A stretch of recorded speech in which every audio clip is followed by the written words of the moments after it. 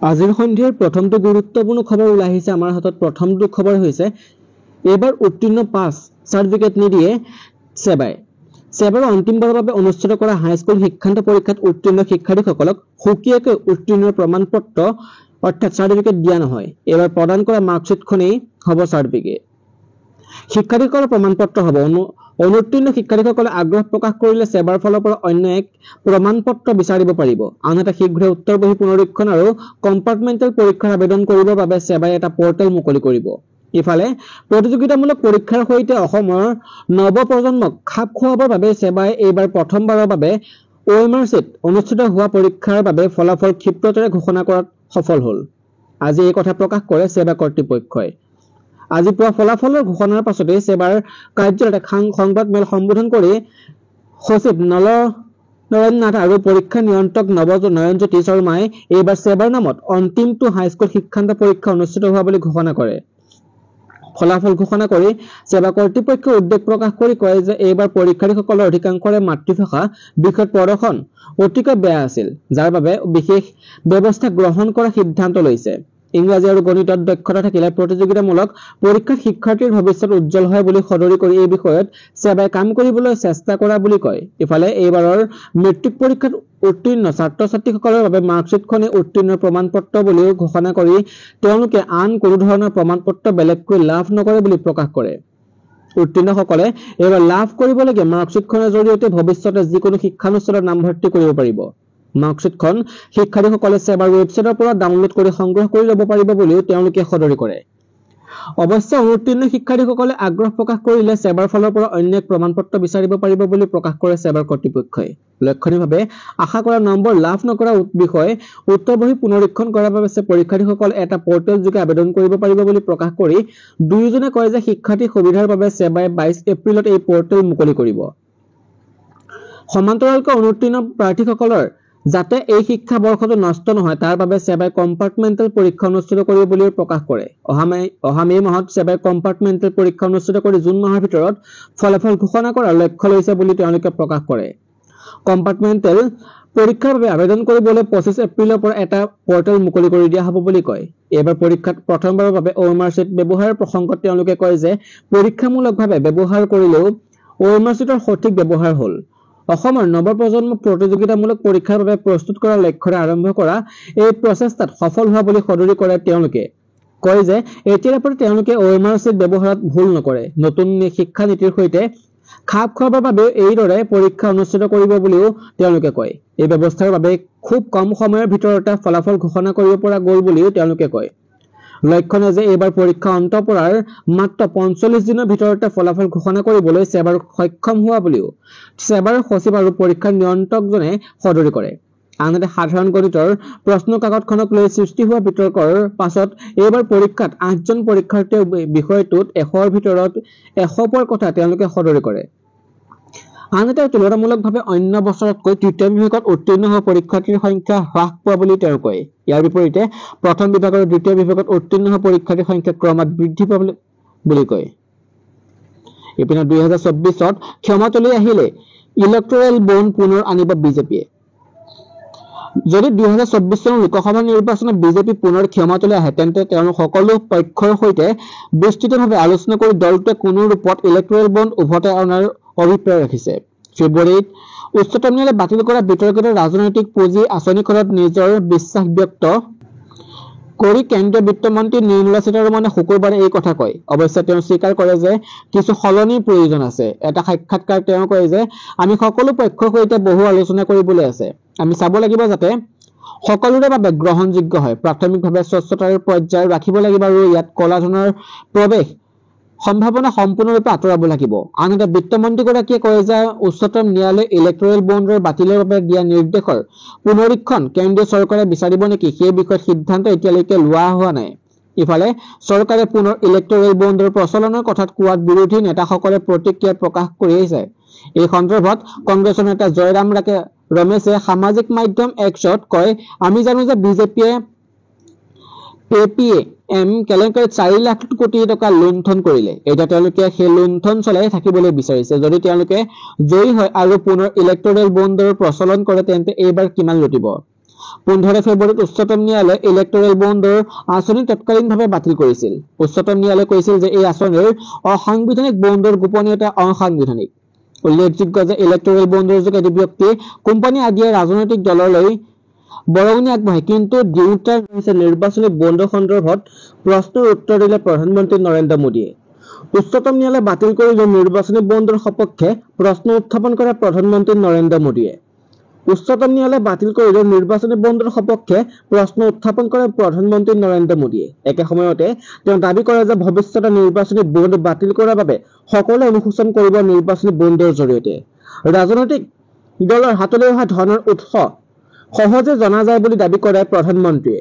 মোদীয়ে কয় যে সকলো ৰাজনৈতিক দলে নিৰ্বাচনত খৰচ কৰিব লাগিব, মোৰ দলত থকা সকলোৱেও কৰিব লাগিব। আমাৰ দেশত নিৰ্বাচনত কলা ধনৰ ব্যৱহাৰৰ সন্দৰ্ভত বহুদিন ধৰি চৰ্চা চলি আছে।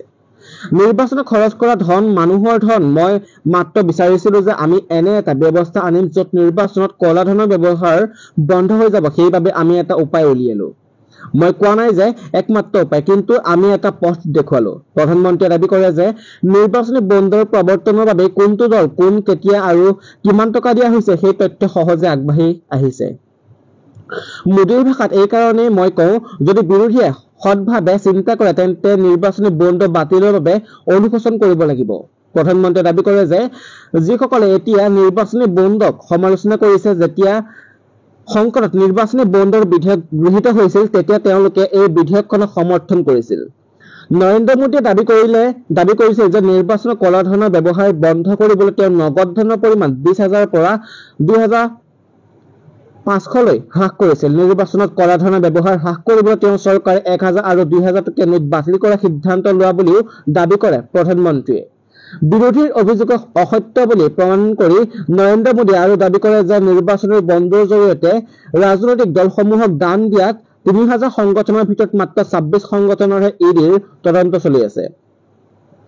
এই 26টাৰ ভিতৰত 16টা কোম্পানী ইডি অভিযান আৰম্ভ হোৱাৰ পিছত নিৰ্বাচনী বণ্ড ক্ৰয় কৰিছিল।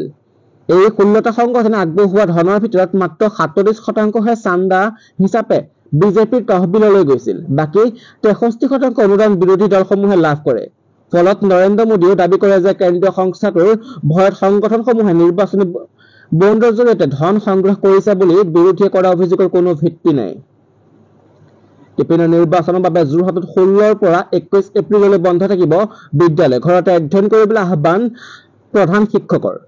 নিৰ্বাচনৰ বাবে যোৰহাটত 16 তাৰিখৰ পৰা অৰ্থাৎ আজিৰ পৰা 21 এপ্ৰিললৈ বন্ধ থাকিব বিদ্যালয়সমূহ। ঘৰতে অধ্যয়ন কৰিবলৈ আহ্বান জনাইছে প্ৰধান শিক্ষকে। চৰকাৰী তথা বেচৰকাৰী কৰ্মচাৰীসকলৰ বাবে সুখবৰ। অসম চৰকাৰে ঘোষণা কৰিলে 3 দিনকৈ বন্ধৰ।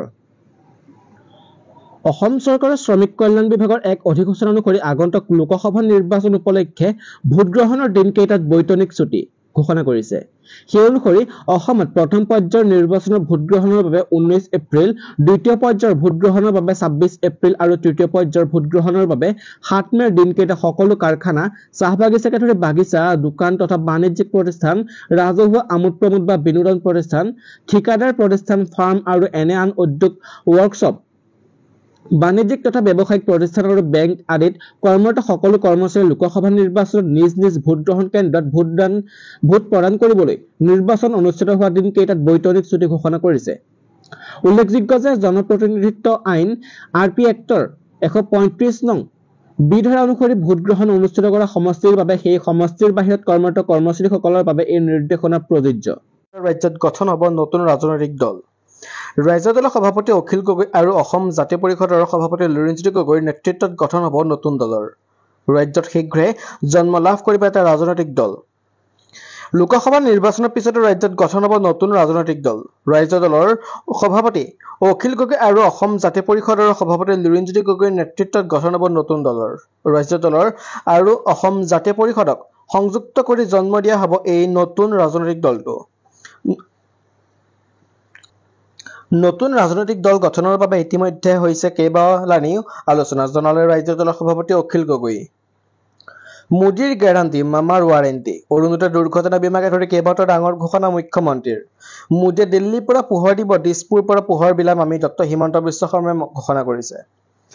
আপোনালোকৰ ফূৰ্তি দেখি লাগি গৈছে 4 লাখ ভোটত জিকাবই লাগিব সৰ্বানন্দ সোণোৱালক দেশৰ সকলো সমীক্ষাই মোদী দ্বিতীয়বাৰলৈ প্ৰধানমন্ত্ৰী হ'ব বুলি কৈছে উত্তৰ প্ৰদেশ বিহাৰ দৰে আমিও যাতে মোদীক প্ৰধানমন্ত্ৰী পতাৰ পৰা গৌৰৱ কৰিব পাৰো তাৰ বাবে 13খন আসনত আমি জিকিব লাগিব সৰ্বানন্দ সোণোৱালে পুনৰ কেন্দ্ৰত গুৰুত্বপূৰ্ণ পদবী লাভ কৰিব মাকুম নতুন সমষ্টি হিচাপে খাতা খুলি শচীনৰ দৰে মাকুমত ভোটত চেঞ্চুৰী মাৰিব লাগিব 1 লাখ চাকৰি দিম বুলি কৈ কথা ৰাখিলো পুনৰ 50,000 নতুন চাকৰি দিম আমি 1 টকাও নিদিয়াকৈ চাকৰি পাইছে আৰু পাব মিছন বসুন্ধৰা এটা পৰিয়ালৰ মাটি পট্টা দিছো বসুন্ধৰা 3.0 বাকি নোপোৱা সকলোকো দিয়া হ'ব মোদী হে তো মুমকিন হে এতে মোদীৰ গ্যাৰান্টি আৰু মামাৰ ওয়াৰেন্টি চলি আছে যাৰ ঘৰত ৰেচন কাৰ্ড আছে সকলোৱে অৰুণোদয় পাব এই গ্যাৰান্টি মোৰ অৰুণোদয় নাপালে অহাবাৰ বিজেপিক ভোট নিদিব প্ৰধানমন্ত্ৰী জীৱন জ্যোতি আঁচনি পাব প্ৰতিটো ৰেচন কাৰ্ড থকা পৰিয়ালৰ মুৰব্বীয়ে পাব 2 লাখ টকা দুৰ্ঘটনা বীমা